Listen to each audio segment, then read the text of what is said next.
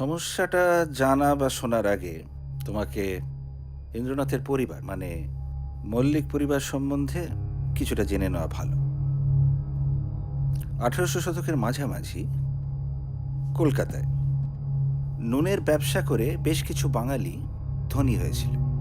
তার মধ্যে একজন ছিলেন রাজেন্দ্রনাথ মল্লিক। যদিও বাকি বাবুদের মতো উনি ইংরেজের পাচাটা ছিলেন না, আর ওই নুনের চাষিদের উপরও অত্যাচার করতেন না। বলা যেতে পারে উনি খুব একজন দরাজ মনের মানুষ, খুব ভালো লোক ছিলেন। ওনারই ব্লাড লাইন হল সিলভার ডাস্ট সল্ট ফার্মের প্রতিষ্ঠাতা ব্রজেন্দ্র মল্লিক। এই ব্রজেন্দ্র মল্লিকের 3 সন্তান। বড় ছেলে সত্যেন্দ্র, মেজ ছেলে মহেন্দ্র এবং একমাত্র কন্যা ললিতা।